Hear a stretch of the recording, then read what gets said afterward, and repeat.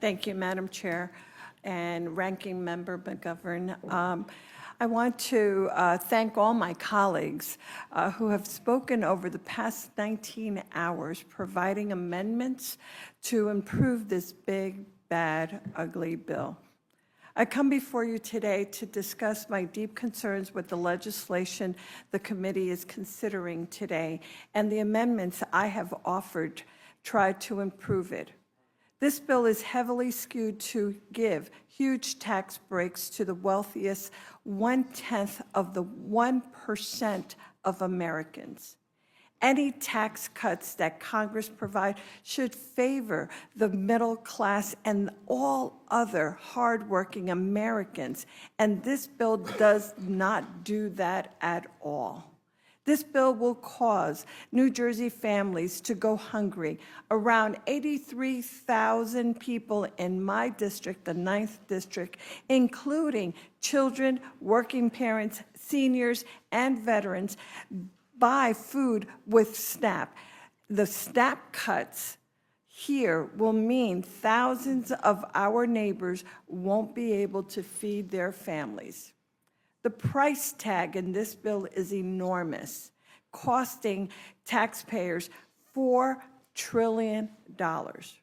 But instead of lowering costs and supporting families, it will make their day-to-day lives harder.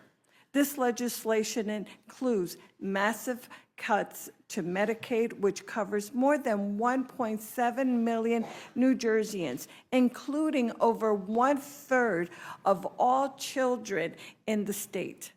This bill could lead to 1 in 5 New Jerseyans on Medicaid losing their coverage.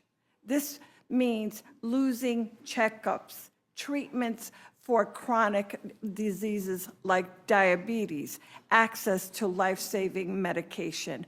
Cuts to Medicaid will hit particularly hard mothers and families in our poorest communities. That is why I've offered an amendment to require states to provide 12 months of continuous health care coverage for pregnant and postpartum women who qualify for Medicaid and CHIP.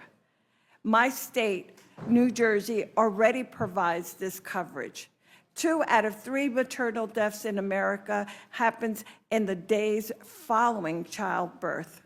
Health care at this time means the difference between life and death. My amendment number 84 builds on the work of my colleagues, including Representative Robin Kelly and the Black Maternal Health Caucus. I am grateful for their leadership. This is a common sense provision.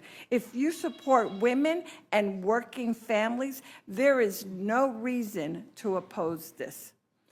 I have offered 5 additional amendments to this legislation that will make air traffic safer and more reliable by preventing mass layoffs at FAA and NTSB, reduce flooding by increasing funding for clean water grants, ensure transportation improvements continue progressing by preventing funding cuts, improve public safety by making sure that FEMA grants continue without delays and unnecessary red tape.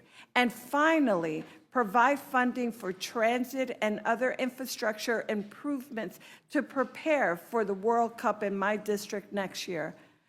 Madam Chairwoman, I encourage the entire committee to rule these amendments in order. Thank you.